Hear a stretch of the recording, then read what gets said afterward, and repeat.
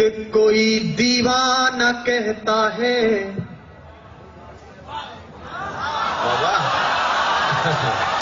अरे दाद देनी है, खाज नहीं देनी है।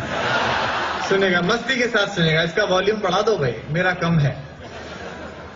कि कोई दीवाना कहता है, कोई पागल समझता है। नौजवान दोस्त मेरा साथ दें। मैं समझ गया कि तुम हो। कोई दीवाना कहता है, कोई पागल समझता है, मगर धरती की बेचैनी को बस बादल समझता है। मगर धरती की बेचैनी को बस बादल समझता है। मैं तुझसे दूर कैसा हूं, तू मुझसे दूर कैसी है। अब दिल धड़के तो उसे तालियों में बदलना। मैं तुझसे दूर कैसा हूं, तू मुझसे दूर कैसी है। ये तेरा दिल समझता है या मेरा दिल समझता है।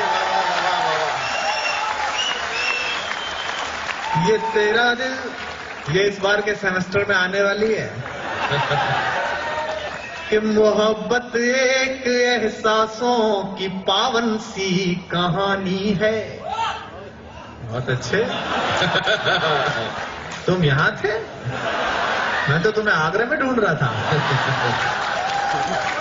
कि मोहब्बत एक एहसासों की पावन सी कहानी है। कभी कबीरा दीवाना था, कभी मीरा दीवानी है। यहाँ सब लोग कहते हैं मेरी आंखों में आंसू है। ये पंक्ति सुनना और आप तक पहुंच जाए तो सूचित करना।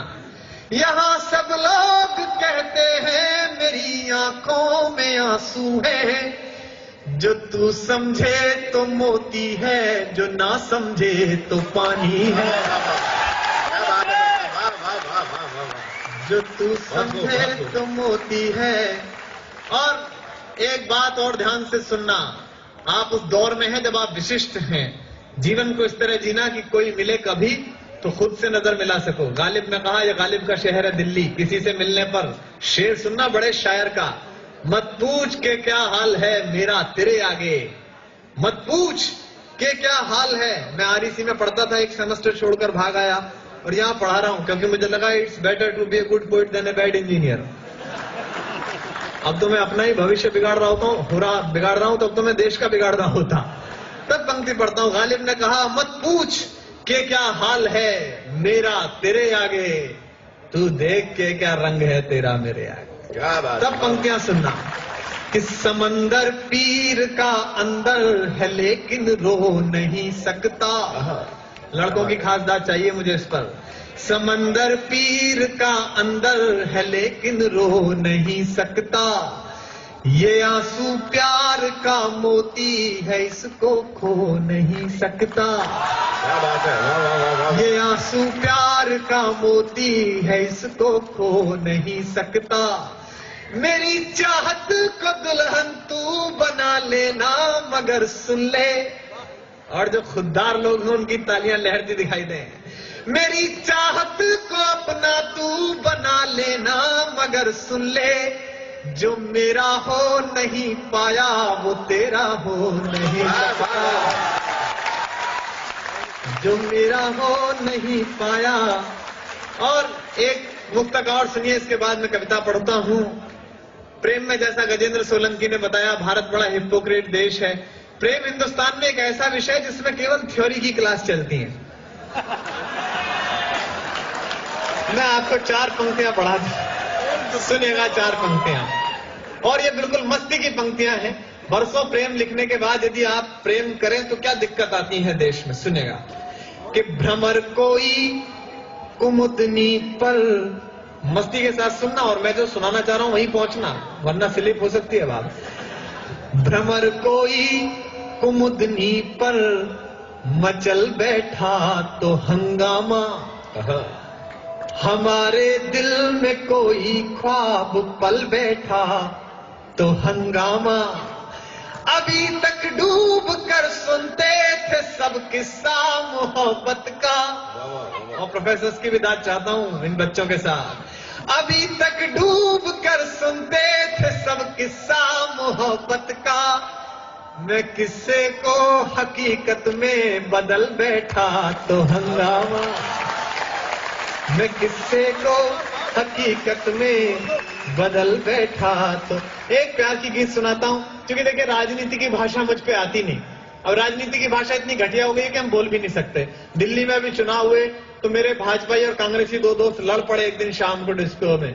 तो वो भाजपाई बोले काहे की सोनिया गांधी, सोनिया गांधी क्या किया तुम्हारी सोनिया गांधी ने देश के लिए? तो बच्चे ही तो पैदा किए। तो भाजपाई बोला और तुम्हारे अटल बिहारी वाजपेयी वो भी नहीं हुए। वो आपस में उनकी ऐसी भाषा हो गई। तो इस पर क्या कविता लिखते हैं? और अटल जी के लिए टिप्पणी की संदीप ने, मुझे अच्छा नहीं लगा। अटल जी 80 वर्ष के आदमी हैं, पूरे जीवन जिस आदमी को बहू नहीं मिली उसे बुढ़ापे में बहुमत मिला, ये उनकी खुद की उपलब्धि है। मुझे तो याद है अभी एक दिन अटल जी सोनिया जी के साथ सर्वदलीय मीटिंग में बैठे हुए थे, तो सोनिया जी ने कहा, अटल जी ये पाकिस्तान बहुत गड़बड़ कर रहा है।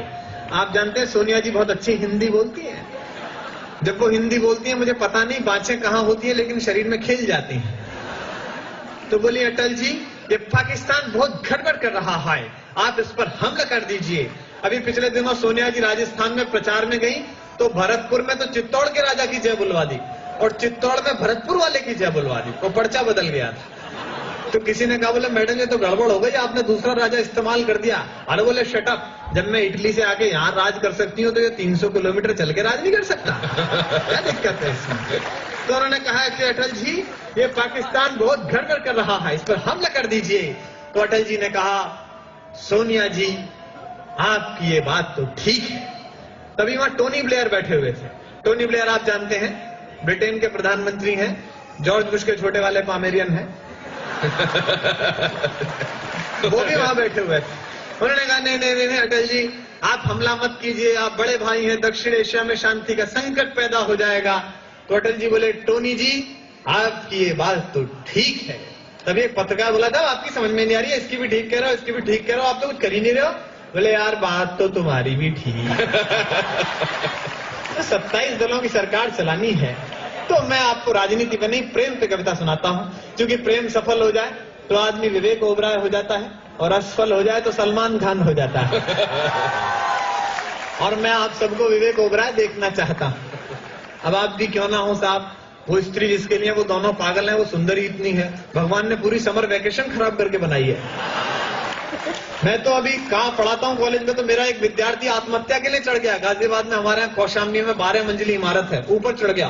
तो उसके उनका पिता का फोन आया, बोले सर चले आइए, आपका शिष्य बहुत परेशान है, आत्महत्या करना चाह रहा है। तो मैं गया, मैंने कहा, अभिषेक बेटा नीचे आ जा, आत्महत्या मत कर, मैं तुझे वो नई वाली मोटरसाइकिल दिलाऊंगा, वो हुडी बाबा। बोला, नहीं गुरुजी मैं कूद कर मरूंगा, मेरी बेइज्जती हुई है। अरे मैंने कहा, नीचे आ जा, ओम व्यास और मैं अमेरिका जा रहे हैं इस बार, स्विट्जरलैंड, तो मैं ओम व्यास की घरवाली के टिकट पे तुझे ले चलूंगा। बोले, नहीं गुरुजी इसमें तो ज्यादा रिस्क है, मैं कूद के ही मरूंगा। तो मैंने कहा, मैंने मन रखने के लिए कह दिया। अरे मैंने कहा, मैं कलकत्ता गया था तो वो ऐश्वर्या राय की माँ वृंदा राय मेरी फैन हो गई, मैं तेरी ऐश्वर्या राय से शादी करा दूंगा, नीचे आ जा। बोला, गुरुजी ऐश्वर्या राय कौन है? मैंने कहा, फिर तू कूद के ही मर जा। फिर तू कर भी क्या रहा है? मेरा कई बार मन करता है कि मैं गजेंद्र सोलंकी को उस वाली बिल्डिंग पर ले जाऊं, लेकिन डर यह है कि यह भी हो सकता है कि ये वहीं रहे और मैं नीचे आ जाऊं। ये शरीर का मामला है। तो मैं एक कविता सुनाता हूं आपको, मोहब्बत में सच की कविता, और इसमें दिल धड़के आवा मिले। पहली पंक्ति से जुड़िए, आपको मेरा नाम याद नहीं रहेगा, ये कवि सम्मेलन याद नहीं रहेगा, लेकिन इस कविता का शीर्षक पगली लड़की याद रहेगा। इसका एल्बम भी जल्दी आएगा, और इसे अब पहली बार मुझसे सुन लीजिए, अगली साल तक ये पहुंचेगी बात, आपको सुनेगा। मावस की काली रातों में दिल का दरवाजा खुलता है।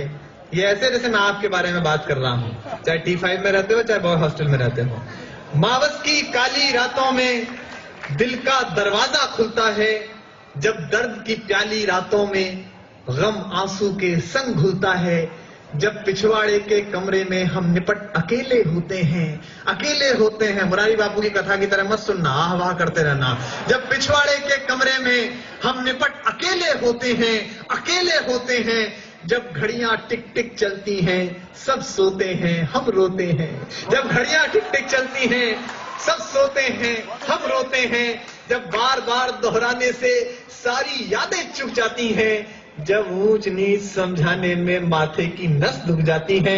पंक्तियां सुनना और अगली 2 पंक्तियों पर जितने भी लोग हों सबके हाथ खुलते हुए देखना चाहता हूं। जब ऊंच नीच समझाने में माथे की नस दुख जाती है, तब एक पगली लड़की के बिन, तब एक पगली लड़की के बिन जीना गद्दारी लगता है, और उस पगली लड़की के बिन मरना भी भारी लगता है। मावस की काली रातों में दिल का दरवाजा खुलता है, जब दर्द की प्याली रातों में